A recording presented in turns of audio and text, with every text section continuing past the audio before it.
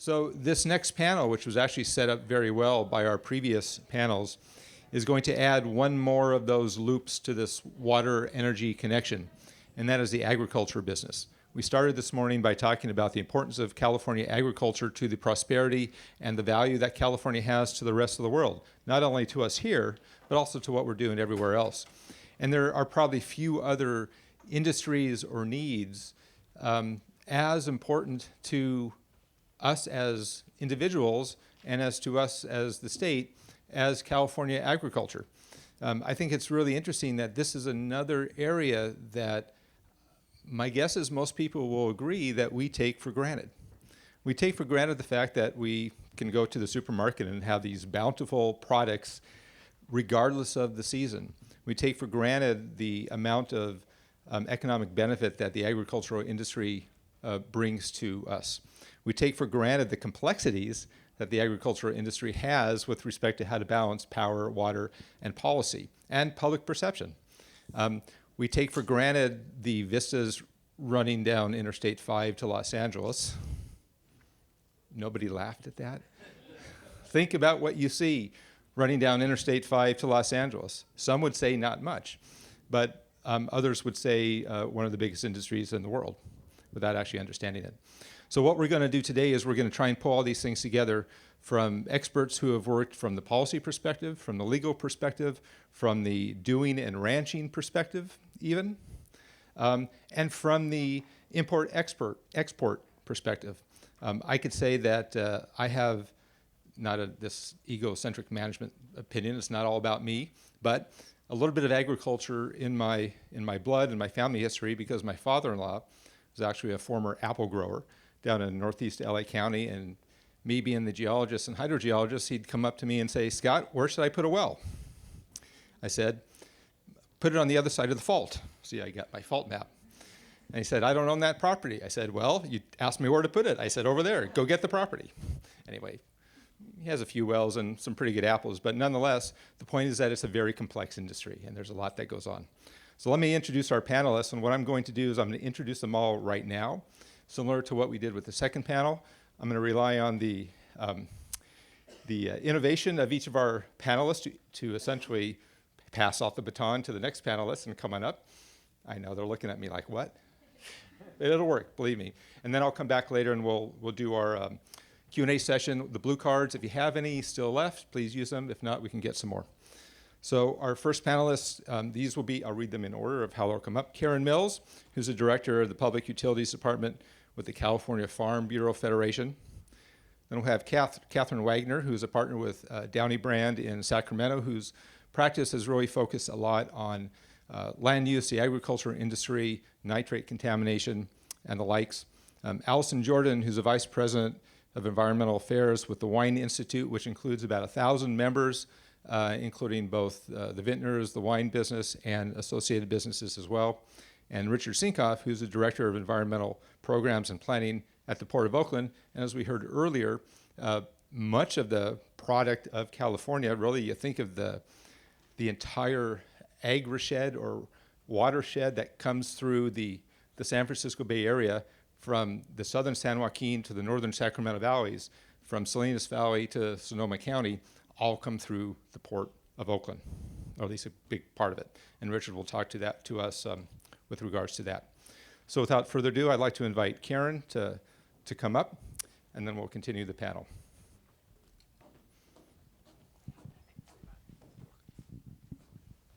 Oh, good, so the list was there, so I couldn't, but I know Catherine. Yeah. Oh, boy, that's a blinding light, isn't it? I should have brought my sunglasses.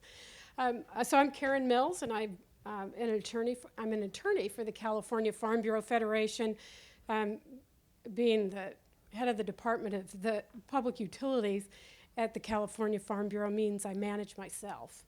And so I'm in charge of me, and I try to make sure I come in on time and don't leave too early, and I seem to manage that.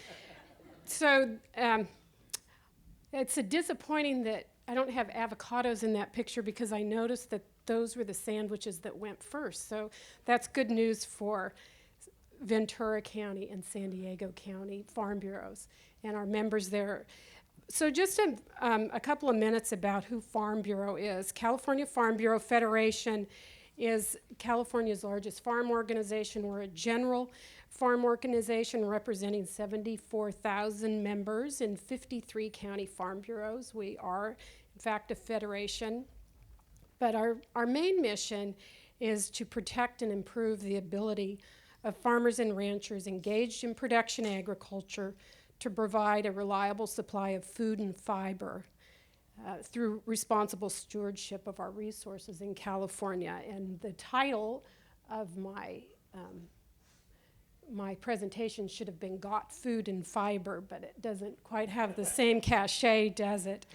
And so my role, just so you know, for the last 25 years that I've been at Farm Bureau, is to help try to keep energy rates affordable and appropriate to usage by California agriculture in the state. And most of that energy usage relates to water usage. And so I guess the ag organizations who appear at the PUC on a regular basis really are the poster children for the water energy nexus discussion. And we've had a lot of discussions over the years about how that relates to one another. And I recognize and was forewarned when I started at Farm Bureau that it is a very complex area.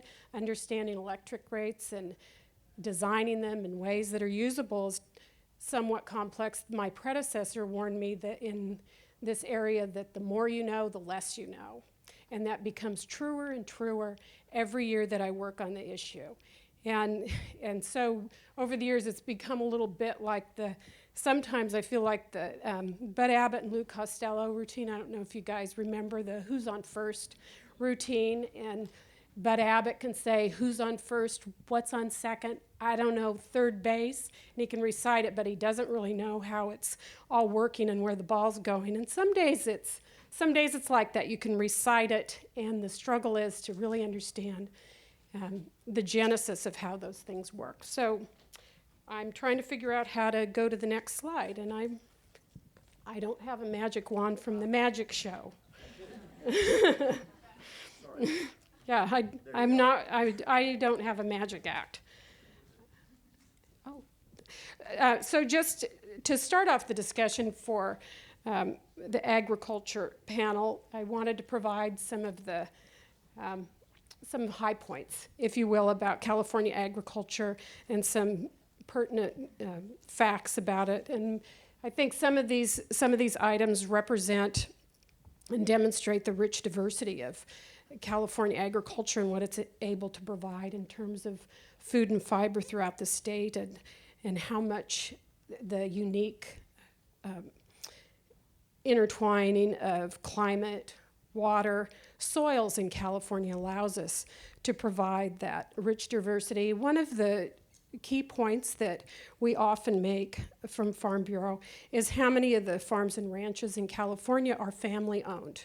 Whether they are, a corporate structure or a partnership or whatever, is fundamentally family businesses. And we will come back to that as I raise some of these points. So these are a little bit, so they might be a couple of years old, and so don't quote me on some of the exact dollar amounts, but the products that we're able to provide in California really are quite stunning. And, I have been interested in the extensive discussions there have been in the last few years about the relationships between water and energy, and I thought it was interesting when I thought for a lark I would Google it, and there is a Wikipedia definition of the water and energy nexus. So it's becoming very mainstream, I would assume, to talk about this. And in my mind, I wondered to what end we're talking about it. What are we hoping to accomplish from pursuing the relationship? And perhaps and hopefully it's a better understanding of and appreciation of the complexities of overlaying the constraints of electricity with water needs. And that would be what my perspective has been for the last number of years in representing our members. And so in doing so, I recognize the need to appreciate the importance of food security, for example, in the state and in the nation. And water, of course, is a necessity to bring that about. And water delivery, how it is to be used, is dictated in large part in our world by electricity rate structures. And the timing and the manner of doing that, the rate structures drive a lot of that, those decision making. And then as we move forward, the methods for implementing efforts in refining the relationship between water and energy can't be so cumbersome or time-consuming that it undermines feasibility. And that's when I would go back to the point about farms and ranches being family-owned, because these are businesses and business people who have a great deal on their plates, and they are not policy wonks when it comes to developing energy rates and structures. They don't want to spend all of their time on understanding and optimizing how best to use it. They do spend a lot of time, and some are very proficient at it, but you can't make it so complex and time-consuming that it takes them away from doing what they like to do, which is grow food and fiber.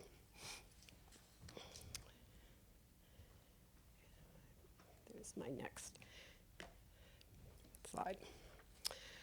So how energy is generated has greatly influenced over the years how rates are structured. And in the past, so this slide, the top one is a demand curve from, I think, 2 days ago. I'm from the ISO. I just downloaded it from the ISO website. And so in the past, there was a lot of flexibility about how electricity is generated. And because so much of it was based on natural gas plants and hydro, they could ramp up and generate when they needed to. And so the pricing was dictated in large part by the demand.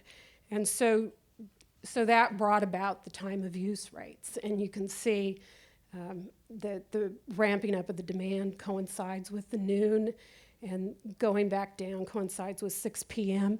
And this is just a graph from some time of use PG&E rates. And you can see that the on-peak prices, which are the most expensive, are between noon and 6. But you guys probably already knew that. But in California, the PUC has mandated that all business and agricultural customers must take service on time of use rates. And so their rates are more expensive during the day, and they have over the years responded to the time of use structure. They have been optional rates for 25 years in some cases, and farmers have over those years utilized those incentives to reduce the cost of pumping and moving water and whatever other activities there are that require electricity. And they've invested a lot of resources, operational efforts, equipment into responding to those time structures. But we know, and I guess you guys saw a graph somewhat like this earlier, and you can see that on the top right graph, it shows when the solar usage is, and I thought, I know it's the duck graph that is being shown about the solar rate, but I thought that looked more like a baby chick, the one on this side.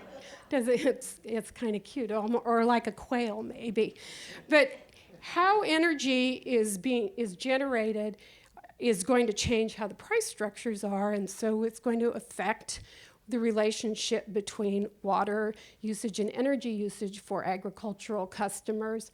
And this again is from a couple of days ago, and the amount of solar now is much less than we expect over the next couple of years and in the future, and because there's a great deal of pressure to increase the amount of renewable energy that the utilities provide to their customers, and we know a lot of that will come from solar, which generates during the day. So as that changes, it's likely going to shift what the pricing mechanisms are for energy. Oh, my time is up. And so we're going to see that changing. Oh, okay. I'm almost done.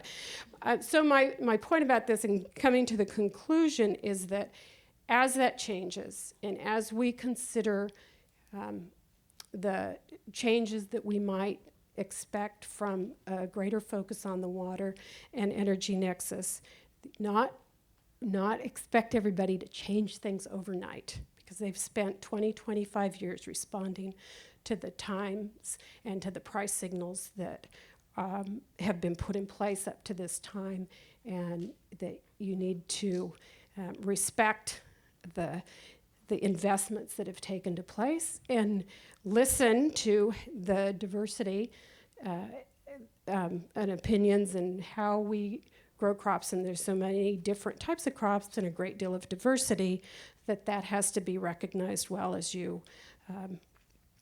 change things. And one last point, one of the studies that Farm Bureau and another ag group is working on is the idea about looking at energy usage on a broader perspective in terms of how you aggregate or use multiple accounts in your operation, and that might be an opportunity to take that into account as we consider the water and energy nexus. So thank you, and I apologize for taking too long. Catherine, thank you for your extra minute. And Catherine Wagner is with Downey Brand, and I think likely represents a lot of our members and helps them with some of their compliance requirements. Thanks. Thank you, Karen. So do take 1 minute off of mine. I'm serious. It's the only way I had any authority to do that. I'm a private attorney in private practice, so unlike a lot of the speakers, I'm not in a representative capacity in which I'm responsible for large-scale policy decisions. And in a lot of ways, I was thinking about this. I'm more like I see things from the perspective of my clients who are individual operators of a variety of types of facilities, everything from wineries and agricultural food processing operations to power plants and water districts, in complying with environmental laws. And typically those are environmental laws that have to do with pollution. And what I work with them on is not the core of their function. It is affecting the core of their function, but I am talking to them about things that in many cases they'd rather not even think about or talk about. But in order to understand their perspectives and to help guide solutions that give them more value than just, okay, check that box, you just complied with that expensive regulation, I've involved myself in a number of trade associations and groups and policy efforts to try to make the system work better. So I think I'm a cross between the big picture and the nitty-gritty in some ways.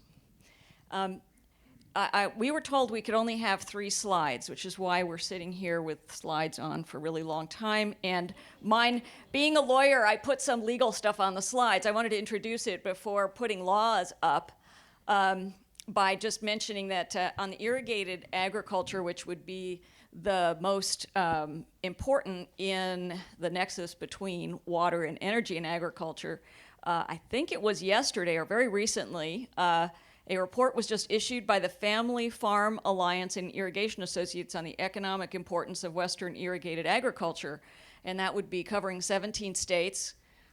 They wanted to take perhaps a new and different look at the value of irrigated agriculture and then try to come up with the way that water works in that economics, or what is the value you're getting out of water use in irrigated agriculture. They came up with a $156 billion, what they call embedded income value in irrigated agriculture. That's 42 million irrigated acres in the 17 states. Their point, this is sort of a geeky way of getting to what I think everybody ought to realize, which is that everything is connected. The income and the low cost of food we all benefit from that comes directly and indirectly from agriculture is something we all share, and I think everybody shares an interest in having agriculture work well, just as environmental regulation work well. So I was very encouraged by Felicia's statements, because she actually kind of stole my, I don't know if I call it thunder, but a couple of my messages in terms of the need for people to realize that there's a tremendous amount of wisdom in the operators and in the operating businesses, and the experts who've been trained, and many of you are those kinds of experts who've been trained and actually had to make solutions work on the ground. I spend my time trying to get closer to that, get everyone closer to that knowledge and that wisdom, when in fact we're working with regulatory schemes which on paper look really complicated, and in practice the regulators often make even more complicated by not thinking of the core function first and what it is that needs to get done on the ground before imposing those regulations. So here's some regulations, I think. Okay, in the irrigated agriculture arena, on the environmental side, the things you will hear the most about have historically, am I going in and out, is the water, what we'd call wastewater permitting side of things for agriculture, which has been called the ag waiver, which is sort of a euphemism if you don't know the arcane terminology in water quality law. But really that's a waiver of waste discharge requirements, or a waiver of getting a wastewater permit for the privilege of discharging your agricultural return flows and stormwater off of ag land. Well, traditionally this wasn't thought of as a waste at all, and so it's been actually somewhat revolutionary to think about permitting it with wastewater permitting. And so it's been helpful to have them called waivers and treated as waivers initially. In the Central Valley, they have just started putting out waste discharge requirements, which are not waivers, but have a lot of the same characteristics and of the conditional waivers. I guess I wanted to just mention that they started out working and focusing on surface water impacts, and that would be looking for toxicity, looking for pesticide impacts, and then turbidity, and to some extent nutrients, although those weren't necessarily measured specifically initially. And now that's shifted with the attention of nitrate and groundwater, which has been somewhat of a politically driven new focus, because it's been around for a really long time. Now they're putting out regulatory programs that focus on whether or not your agricultural operation is affecting groundwater. And that is revolutionary, because the concern about nitrate goes to your actual input. This is part of your ingredients in your product. This is like telling, people who make tires, you're going to have to regulate how much rubber you put in your tires to a certain extent. I mean, these are not these are the raw materials. We're talking about the production process of the product. We are not talking about a pipe with a waste product coming out. In a lot of ways, what we're getting into is an ingredient. And that's been quite revolutionary to think about. And also because we're out in the natural environment and in the open air and in wide acreages, the dynamic is quite complicated. The needs for the fertilizer are dictated by the specific crop, specific weather, and highly tied to water. So while this program is not on nitrates, I did want to mention that is where a lot of, that has actually enhanced, as has the waste discharge requirement program, enhanced the focus on water quality impacts of agriculture. This is fairly new, but it in turn is also giving additional impetus for water conservation. Because if you think about it, if you can use less water, you're driving less down past the root zone into the groundwater. And if you have very controlled water supplies, delivered to your plants on a very precise, controllable level, you can also control the amount of nitrogen and fertilizers and other chemicals you put in to the system so that as much as possible gets taken up by the plants themselves.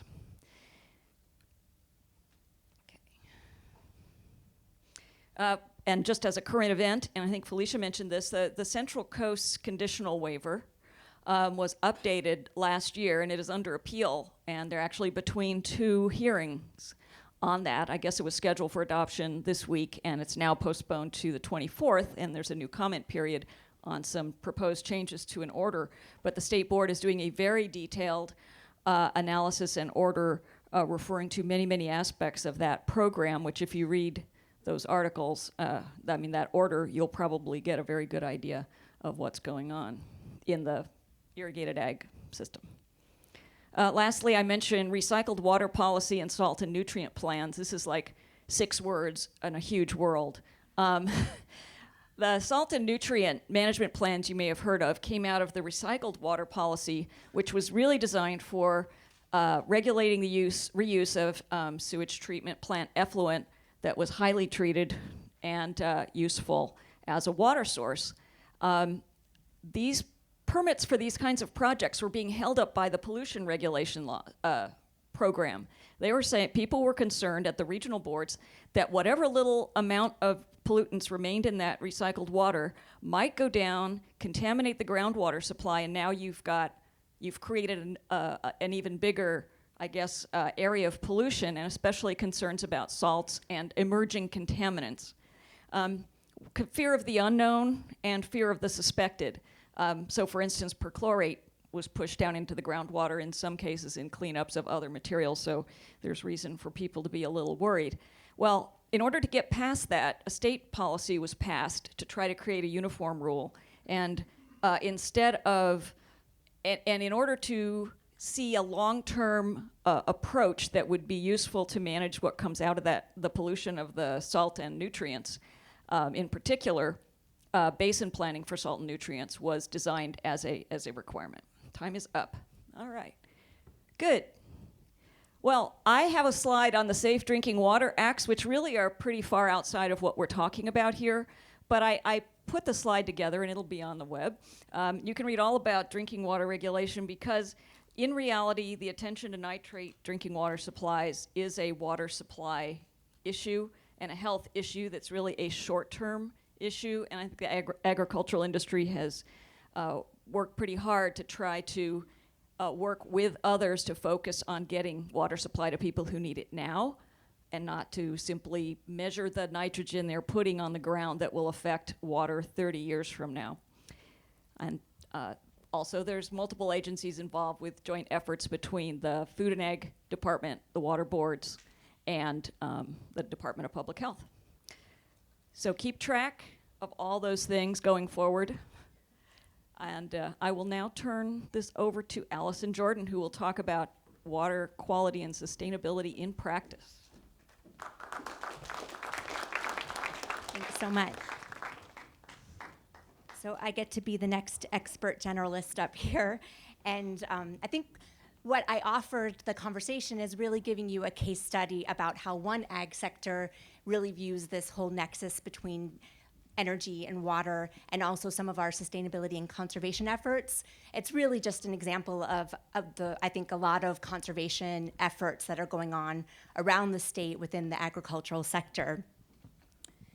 So hopefully many of you are familiar with our product. Raise your hand if you've ever tried it.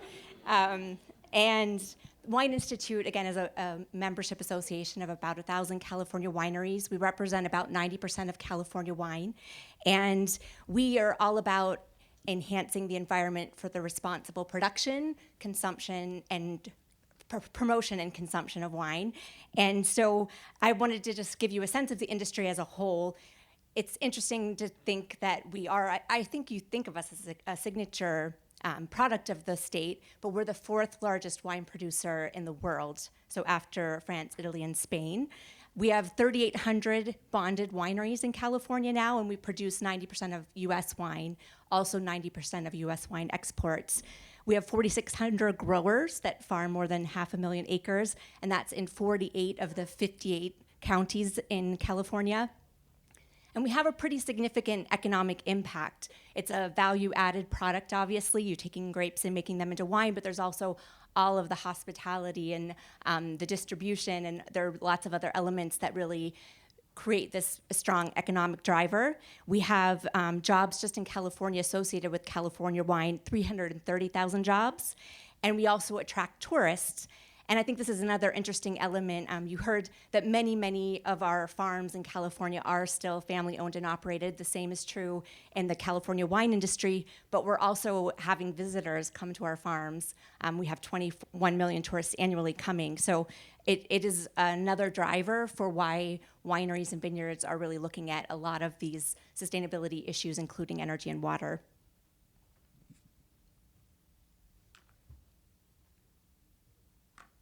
And I just wanted to give a few examples. Another, I think, interesting thing about our industry is it really does have that connection of the supply chain where it's both the wine grapes and the wine. And a lot of wineries also own their own vineyards, but they also, in some cases, purchase it. So you have both these elements that are really important. Irrigation is clearly the driver in terms of water and energy use in vineyards, and frost protection along the same lines. And then there's also farm equipment, and in some cases, water decisions really dictate how much you're using your farm equipment. And so all of these things, again, show that nexus. In our industry, we really do try to emphasize that whole conservation and efficiency first, and then are also looking very much at renewables, reusing water, and alternatives for all of these different things. On the side of wineries, electricity is clearly the biggest energy user, and some of those also have water links, refrigeration, lighting, etc. Processed water, though, is somewhere that you're thinking about both the quality and the quantity of water coming into your winery facility, and also that going out and the treating of that water. Many wineries are also trying to treat the water so that they can reuse that water in the case of irrigating landscape, for instance. And then transportation is another interesting one, because you have to think about transporting, in most cases, bottles, and those bottles are very heavy. They're very energy intensive as well. So there's the production and the manufacturing side of it, the packaging, but then also the distribution, all of the energy that's used in distribution. We will hear a little bit about the ports, and that's very important in terms of our exports. We just set a record high in 2012 of $1.4 billion in exports, and most of that is going via ship, which is more energy efficient, but again, the water connection is very important there too.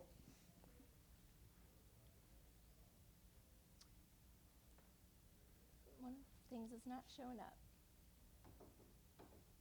Oh, well. About 10 years ago, the California wine industry came together, both wineries and vineyards, to develop something called the California Sustainable Wine Growing Program. It built on a number of efforts that were already taking place in Sonoma, Napa, Lodi, the Central Coast, and really drew a collection of best practices. It defined sustainability for the industry. So, of course, we start with that whole idea of the triple bottom line, the 3 E's of sustainability. But this was a way for us to really get down to the details about the hundreds of decisions that take place in vineyards and wineries, and really make those connections, make people understand the holistic vineyard systems and the winery production phases as well. And energy and water are 3 of the chapters in our workbook, but there's also other elements in the air quality chapter, for instance, where we get into some of those issues that have overlap. And we've now had it's about now 75% of the wine case production and also of the wine grape acreage that have been using our self-assessment workbook to look at to evaluate their own operations. And that there are about 1,800 individual winery or vineyards that are now using that as a resource.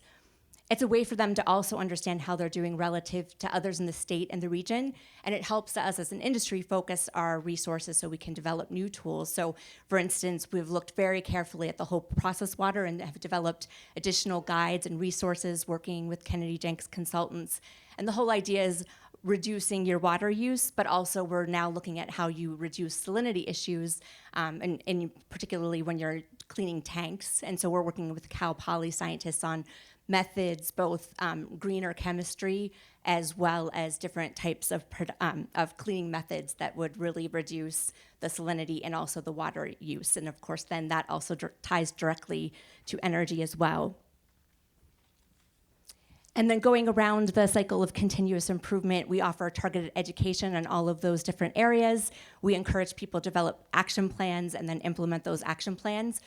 We've had some really great partnerships. Pacific Gas and Electric Company is one, where we've been able to show that by having workshops and really having people understand the various incentives and rebates and opportunities that exist, we've been able to increase the number of energy projects fivefold. You'll also notice that there's a lot more solar energy going on around the state, and it makes a lot of sense in wine country, of course, because of the sun. And those have also led to not only energy reduction, but also greenhouse gas reductions. In 2010, we offered a third-party option for sustainability certification, Certified California Sustainable Wine Growing. And we now have wineries that produce 50% of California wine that have been certified. So again, demonstrating that continuous improvement, and a lot of them have focused on energy and water. So with that, I will turn it over to Richard, who's going to talk a little bit more about the trade side of things and the Port of Oakland.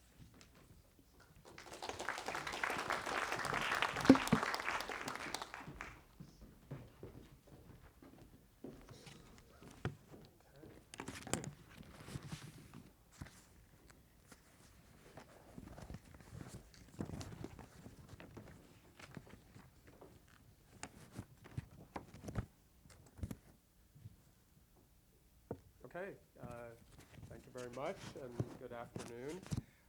My name is Richard Sinkoff. For those of you who don't know me, I'm the director at the Port of Oakland of the Division of Environmental Programs and Planning. Oh, there you go. And the clicker is here. Oh, there we go. Let's see. No, that's the pointer. There we go. Okay. Self-explanatory.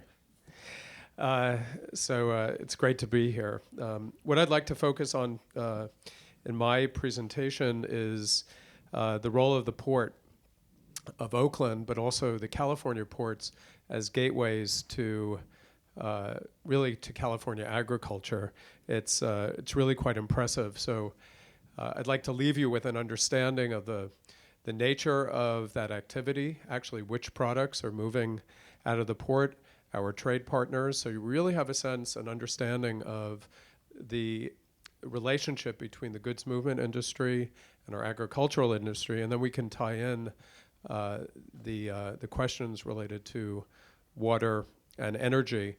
I'll focus at the very, very end on some specific projects that we're doing at the Port of Oakland to enhance our sustainability platform in those areas.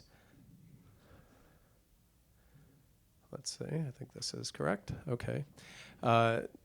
So here's a beautiful overview of the 7th Avenue Terminal at Oakland. And the reason I show this slide often is simply to remind us that ports are water-dependent industrial users of the bay. So we have an absolutely direct link to this whole question of water, and we are involved in water issues on all levels, including making sure that our channels, the 50-foot channel and the berths are maintained at the proper depths. We need a lot of cooperation with federal and state agencies, both regulatory and resource agencies, in order to ensure that infrastructure.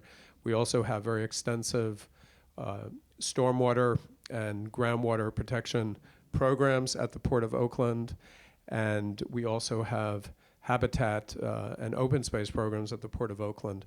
All of this is part of our stewardship portfolio to make sure that as a major industrial user of the state's water resources, and obviously San Francisco Bay, we are a responsible steward and a responsible operator. The other reason I like to show this slide is because the Port of Oakland is located really at the heart, at the epicenter of San Francisco Bay. So we also are significant spatially. We occupy a very, very prominent part of our regional geography, and so we are also very, very conscious of essentially our spatial importance. Here are some basic data on the Port of Oakland. These are still fairly current. The Port of Oakland is the 5th largest seaport, container seaport in the United States, 45th largest in the world. The California ports are significant import and export ports. I'll come to that a bit later. The largest port complex in the state, obviously, is the San Pedro Bay ports, Los Angeles and Long Beach. And then we, in terms of the U.S. goods movement seaport system, then we move across the country to the Port of New York, New Jersey, and then we come back over to Oakland, and we are about equal to the volumes in Seattle and Tacoma. So what you have on the Pacific West Coast of the United States is a major system of gateway ports serving both inbound cargo, that's really cargo that's moving from Asian manufacturing markets to our largest domestic markets in Southern California and in the midsection of the United States. And then very significantly for the topic today, exports from our ports to markets in Asia, primarily China, South Korea, Japan, and now increasingly even some of the Southeast Asian countries. Some other data, 36 cranes. We have some of the largest cranes, as you know. $41 billion of traded goods transiting through the port. And then just as a pitch, I always am required to make this as part of my job responsibilities. We also own and operate Oakland International Airport, which is our region's most reliable way to San Francisco Bay. And hope you fly Oakland as frequently as possible. By the way, the BART connector is going to be open and operating very, very soon. So watch that, because you'll be able to take your BART ride directly to Southern California in a very short amount of time, or to the Pacific Northwest just by flying through Oakland. Okay, so here are the data. I hope you can see that chart. I just got these from our maritime division. Really what I wanted to point out, we have some data here from calendar year 2012 and calendar year 2013, the most current data that we have. I think it's significant. Let's just take a look very, very quickly at the export share of the containerized value of California ports. And I'll point this out to you. Let me say, I think this is the pointer. Okay, so that number reads, in case it's hard to read, export share of the California ports is calculated to be in 2012 about 30% of U.S. exports are moving through our 3 California ports. 30% of U.S. exports are moving through 3 California ports. I think that is a compelling number in terms of all the other discussions that we have about how to ensure that we have sufficient channel depths, so we have a sufficient rail system, so we have a sustainable goods movement system in California. The economic impact of this is huge. And that number has been basically stable. This also says about 30%. Oakland figures, I'm going to focus just on exports because I know time is limited. Oakland figures about 6% of the export share. And it's really, Oakland is about an eighth the size of the Southern California ports combined. But nonetheless, it's very, very significant for the following reason. The California ports are large because the domestic population in Southern California is very large. If you've ever been down there, you know that. Northern California has an advantage in that we are less congested. it's arguable if you've been on the freeway recently, but it's less congested coming into the port for our growers and our truckers to move their goods into Oakland. So we tend to actually really play a very, very significant role for the agricultural community and the growers who are trying to move their goods out to markets. Let's take a look at the next slide. Here we go. And this is all, I'm going to read just the most important things. In fact, I'm going to focus, because it's dark in here, I'm going to focus on, let's just focus on exports. It's really what I want to talk about, because I think also our panelists will appreciate this. So the top export by commodity value, and these were data from last year. I don't have the current data from June 2013, but I have 2012. Top commodity moving out of Oakland was fruit and nuts. So those are our almonds, pecans, and all of the fruit that's coming out of California. The next top export commodity by value is meat. And that may surprise a lot of people, but we actually have a lot of ranches. We have a lot of chicken production. We have many other kinds of meat production. A lot of it is refrigerated meat. So I'm going to show you a slide very, very quickly in the interest of time about how we do that. We do that in something called a reefer. And a reefer is not what they refer to in Humboldt County or Mendocino. It's something different. It's a refrigerated container. And then the fourth largest commodity is wine and spirits. So that obviously, the point was made just earlier. Then cereals, and then we go down the list. Cotton is also a major commodity. So the Port of Oakland is playing a major role, but think about that. Fruit and nuts, then meat. Machinery is the third one. That's actually highly technical machinery, and then wine and spirits. All right, I want to move quickly, but I hope you have that as a takeaway. And these slides will be on our website. You can get all the data. Just a couple of things that we're doing in Oakland. We do operate also on a sustainability platform. We're trying to move that to the next level. Already today I've gotten some great ideas about a way to embed that more in our system. But for many of you know, fuel, energy, and water are really rare resources. We're trying to move them to a more renewable and sustainable platform and do that in a way that also takes into account social equity concerns such as health risk. So one of the, I would say, really most significant projects that we have underway at the Port of Oakland that deals with energy is our Shore Power program. And this is a program that we've developed with primarily with funding from the Port of Oakland, also with some state and federal funds, to make sure that all of the ocean-going vessels that call Oakland will be able to plug in when they get at berth and turn off those auxiliary engines, which are a major source of diesel emissions and related health risks. So that project is almost 90% complete. We're very, very proud of that, and we already have ships calling Oakland that are plugging in. We are becoming more and more a clean port.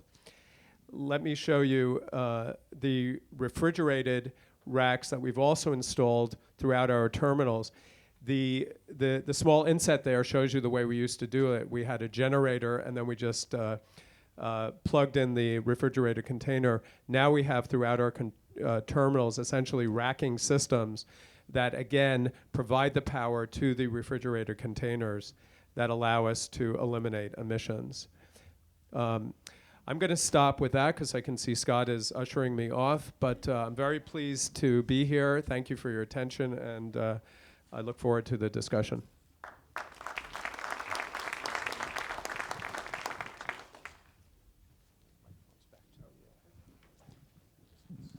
Thank you very much to all the panelists. So remember, we have blue cards that are around. Go ahead and pass those to the aisle, and we'll get going. But while we're waiting for that, I'm going to throw something out at the panelists right now. Now, there are, within the agricultural world, water, energy, there are a number of conflicts out there. Conflicts in terms of land use or water use. The governor today is thinking about signing a bill on fracking, and I only bring that up because a lot of the energy production in California is in agricultural lands or agricultural areas. We have conflicts between the urban and the agricultural communities as well. I'd like to ask the panelists to consider what in your respective areas of expertise and work do you think is maybe one of the biggest conflicts that we need to address and overcome to continue on the path forward as you have? Anyone can answer and start first.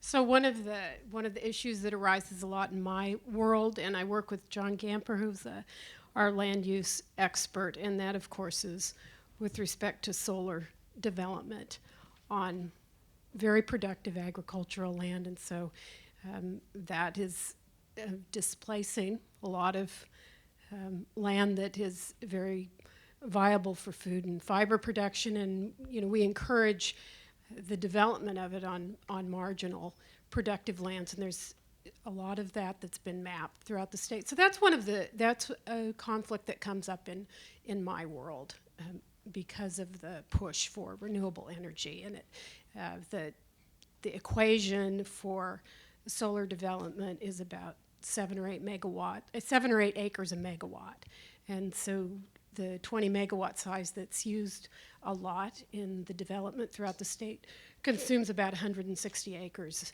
of land, which is a sizable farm.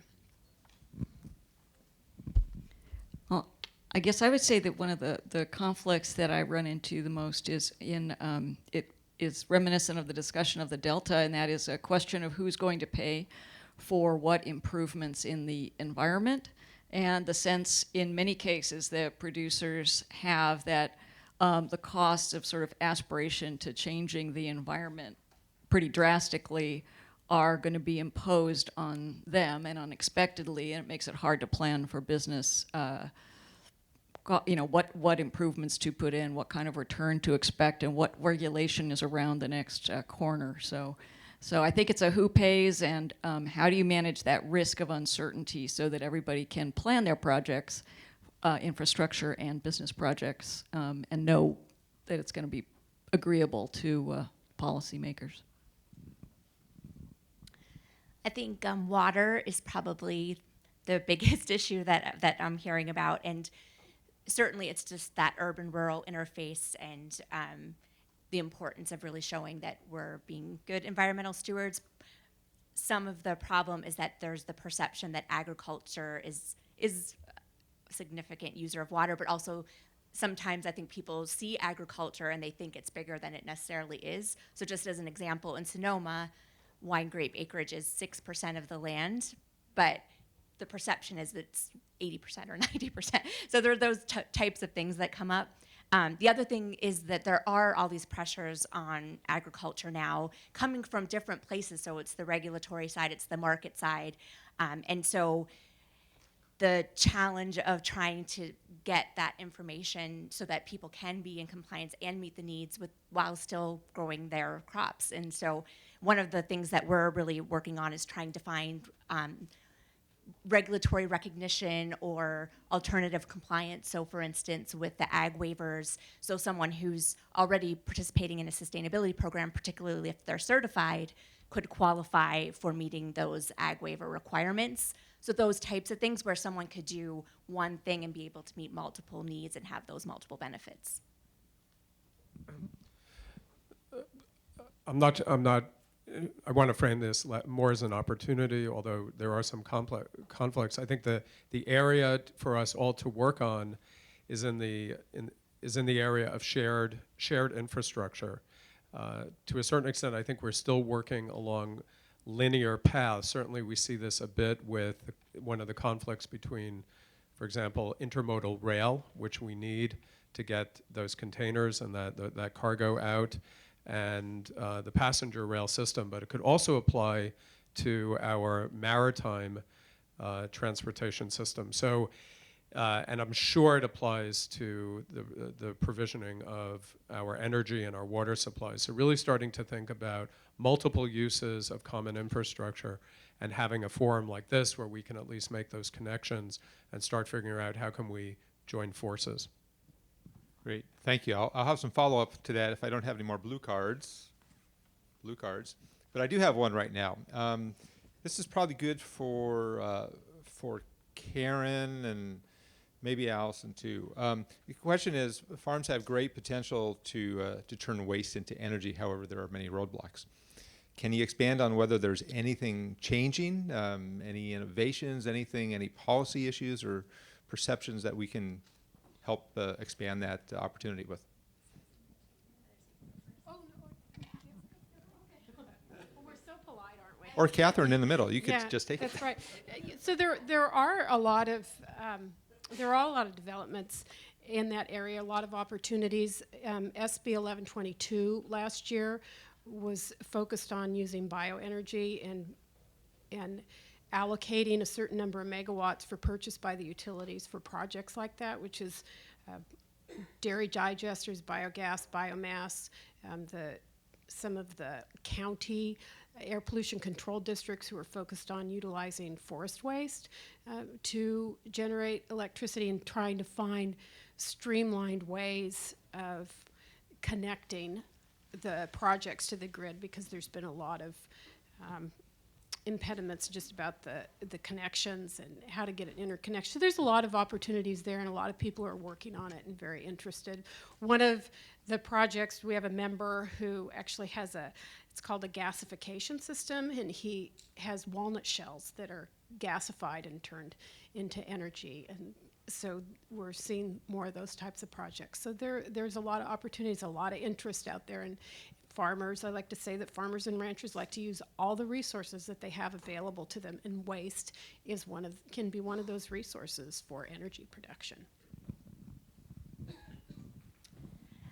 I'm thinking of the fact that a lot of the opportunities in the wine industry are things like pumice and lees, and a lot of people use that as compost to apply back on the vineyards. So there's already sort of a closed loop system.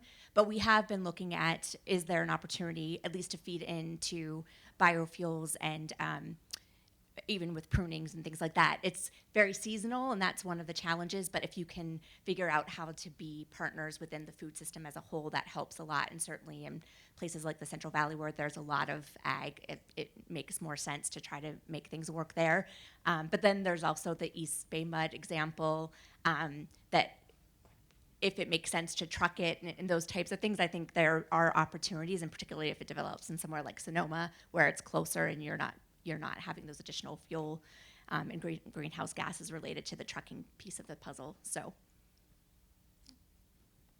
Great, thank you. Again, any questions, please send them around. I want to address, if I can, perhaps what is a touchy subject, at least something that I think the public hears from the media, and that has to do with the price of water for agriculture versus the price of water for urban uses. Without kind of going into too much of the politics about that, because it's huge in California, what can you say perhaps about current discussions or negotiations or maybe innovations in the financial model for your members? Because it's a big thing. And we should all agree that we hear about, usually in the negative, all over. Is there anything within that, within the agricultural world, that you can share with the audience today on this area?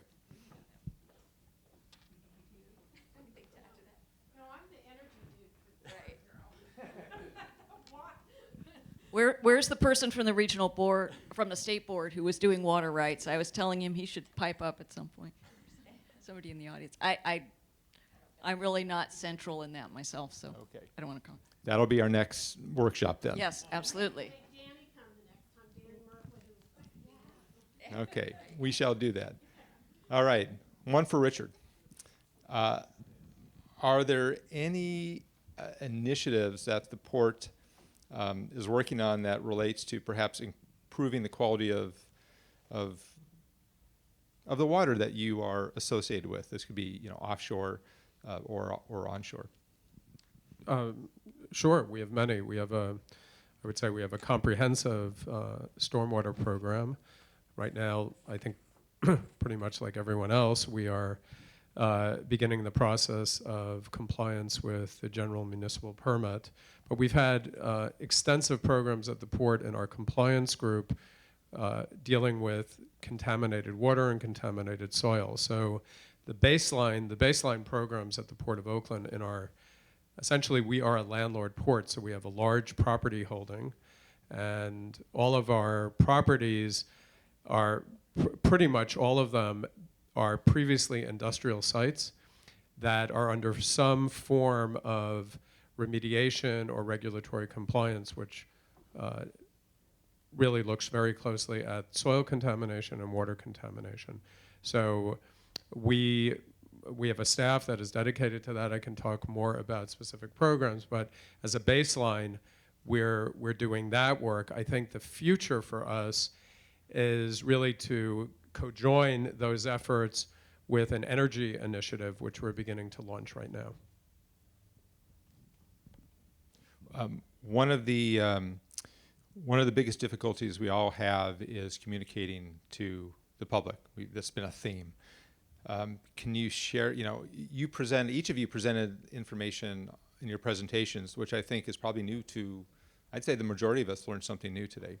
I had no idea fruit and nuts, for example, were the biggest export out of Oakland. I bet you could ask 38 million people in California, and the positive hit rate on that would be probably pretty small on knowing that, right? So, but that's important. It's important in showing the importance of what we're talking about. And it's important in terms of the whole energy and water and how we work together. How do we communicate this? What are the methods, maybe innovative methods, things that you're thinking about to get this information out so it doesn't get into that ego management stuff Felicia was talking about, which is. But anyway, talk to us about that, please. Doug also mentioned quasi-religion, which I thought was a good phrase, because that's the other way people think of things a lot of times. Well, something that I think a lot about and talk to people about is trying to understand core functions. So for instance, people should really understand how their water supply is developed, how their wastewater is treated, and where the money goes. And I think if people understood more about how things are done rather than being told, oh, new information, this thing's being contaminated over here. Oh, new information, there's hexchrome levels are being reduced in the standards, and there's all these really bad people out there who might have polluted your water. I think it would be much better to focus on educating people of where things come from and how they're done and how they're made. And that's, I don't know where that is in the schools or in any other message, but I think local government should also really introduce people to what they're doing on the ground. So this challenge has been recognized by the agricultural community for a number of years, and just speaking on behalf of the California Farm Bureau, we have a number of efforts that have continued that have begun in the past and continue. One of those is the California Foundation for Ag in the Classroom. They provide teaching plans and work with teachers throughout the state for a better understanding of how agriculture works and where our food comes from. And was it two or 3 years ago, the first farm day that Ag in the Classroom held was in San Francisco. And the anniversary of, I think the 20-year anniversary of it was 2 or 3 years ago, and they had a big day at the Cow Palace. So that's one effort.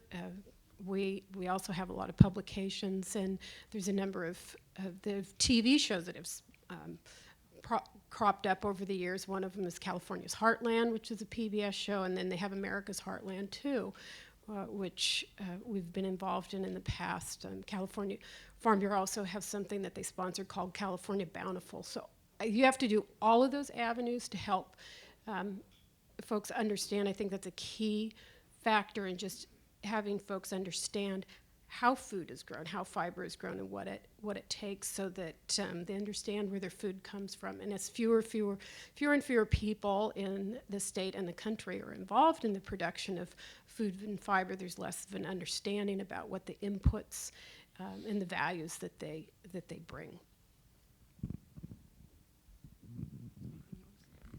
I was just going to add that maybe it's being in the bubble of the Bay Area, but it does seem like there's a lot of attention now being paid on how food is grown, and whether that's farmers markets or community gardens, and all of those things are really positive in terms of people's understanding of what it takes.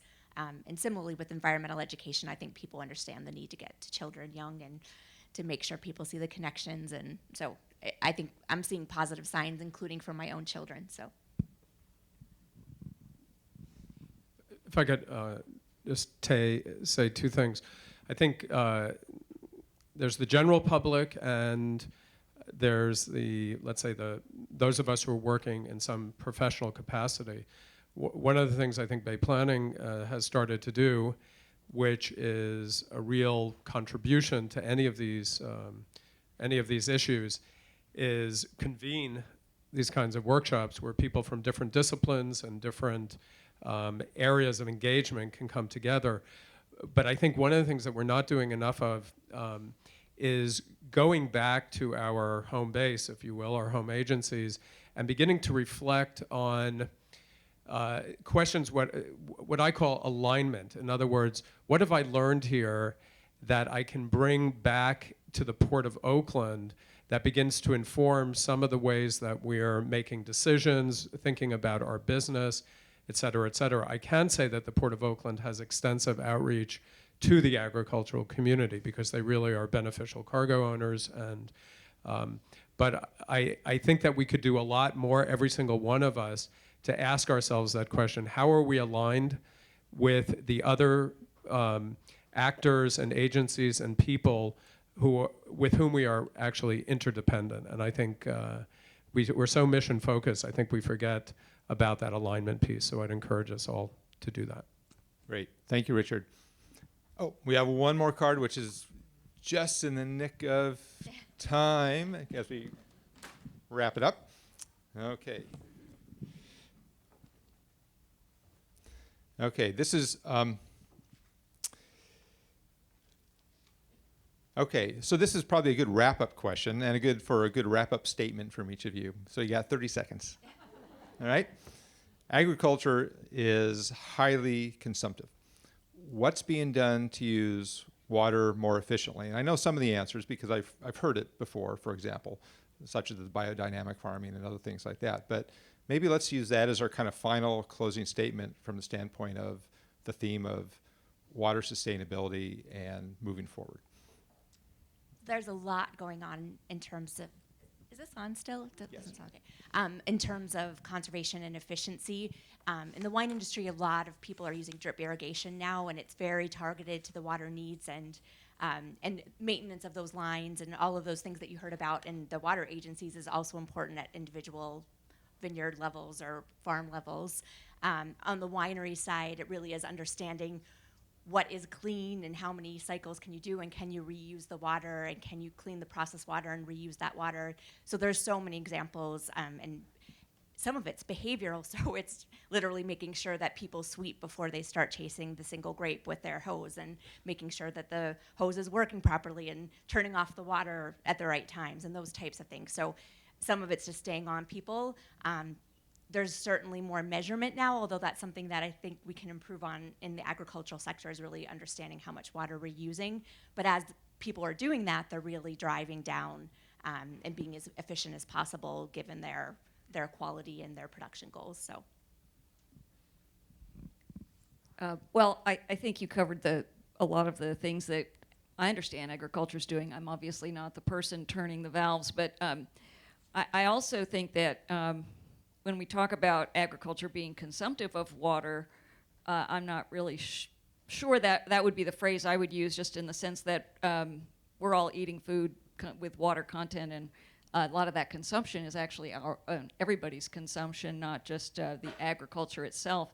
And also a lot of that water percolates downward. So when people, I think what there is happening is that a very sophisticated technical developments of analyzing the water cycle and the nutrient cycle and delivering the most efficient methods of delivering the water to where it's needed and used when it's needed. And that's probably going to make a huge, I mean, it's already made, I believe, a huge difference. Those are good points, Catherine. One of the things that I'd like to point out is as the, the next generation comes to the farm and helps and works with their dad, like my nephew working with my brothers, they bring a lot of interest in technology improvements too. And so that's happening as well.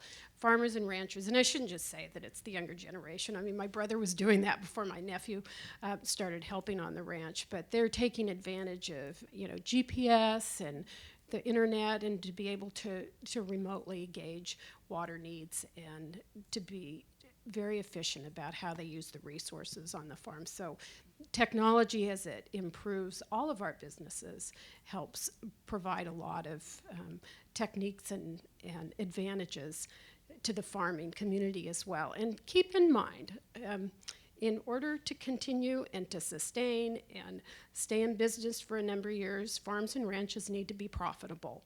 And all these inputs, whether it's energy or fertilizers or whatever, costs money. Farmers and ranchers want to use their money effectively, and to the extent that they can minimize those inputs, they look for cost-effective ways to do so. Great. Richard, any final? I would simply conclude by restating that the Port of Oakland has as its vision to be a sustainable and innovative port, really the most sustainable and innovative gateway in North America. We know that in terms of our agricultural exports, that the California brand in terms of food safety is a major marketing plus. The ability of California to represent that its food that is moving to markets overseas is a safe, reliable, nutritious food source is a tremendous boon. I think we're not sure yet whether adding the sustainability piece in the way that we're looking at it can really enhance that marketability. But if any of you have ideas, I'm going to leave my cards here. I'm going to pass them on to our marketing folks, because we really are trying to strengthen this industry and be a partner with our agricultural community.